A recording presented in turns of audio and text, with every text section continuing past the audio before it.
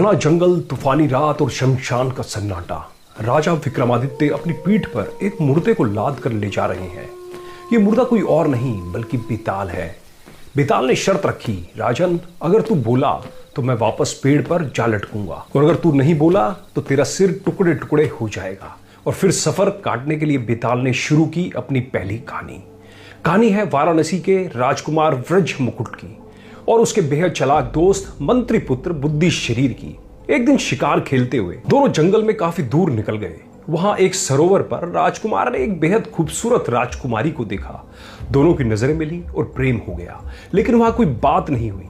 जाते जाते राजकुमारी ने एक अजीब इशारा किया। उसने कमल का फूल सिर से लगाया, फिर कानों से और अंत में अपने पैरों से नीचे कुचल दिया। राजकुमार को कुछ समझ नहीं आया, वह वियोग में बीमार पड़ गया। तब उसके चतुर दोस्त बुद्धि शरीर ने राज खुला।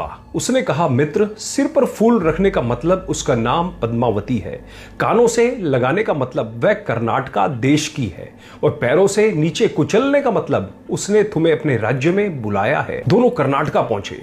वहां मंत्री पुत्र की होशियारी से राजकुमार राजकुमारी पद्मावती के महल में गुप्त रूप से घुस गया। दोनों का गंधर्व विवाह हुआ और वे कई दिनों तक साथ रहे। लेकिन फिर एक ट्विस्ट आया। राजकुमारी ने राजकुमार से कहा, तुम्हारा यह दोस्त बहुत चतुर है, यह हमारे राज को कभी भी खोल सकता है, इसलिए इसे जहर देकर मार डालो। राजकुमार हैरान रह गया। उसने ये बात अपने दोस्त को बताई। दोस्त ने तुरंत भाप लिया कि अब जान को खतरा है। उसने एक योजना बनाई, राजकुमारी को बेहोश किया, उसके सारे जेवर उतारे और राजकुमार को लेकर अपने राज्य वापस भाग गया। घर पहुंचकर मंत्री पुत्र ने वह कहानी सबको सुनाई, लेकिन इसमें उसने राजकुमारी को गलत साबित कर दिया। यह कहानी रोककर बेताल हंसा और बोला, राजन अब तू बता, इस पूरी घटना में पापी कौन है? पहला, क्या वो राजकुमार जिसने उस दोस्त की मदद ली और अंत में उसे ही मारने की बात सुनी? दूसरा, क्या वो मंत्री पुत्र जिसने राजकुमारी के गहने चुराए और उसकी बेइज्जती की? तीसरा, या फिर वो राजकुमारी जिसने अपने प्रेमी के दोस्त को मारने की साजिश रची? याद रखना राजन, अगर जवाब पता होते हुए भी तू चुप रहा तो तेरे सिर के चिथड़े उड़ जाएंगे। विक्रमादित्य ने तुरंत जवाब दिया, बेताल, इनमें से कोई भी पापी नहीं है।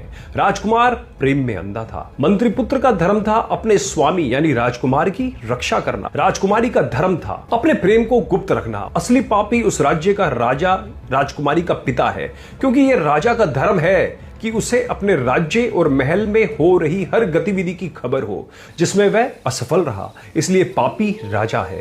राजा का मुंह खुलते ही बेताल जोर से हंसा। तू बोला राजन तो मैं चला, और बेताल फिर से उड़कर उसी पेड़ पर जा लटका।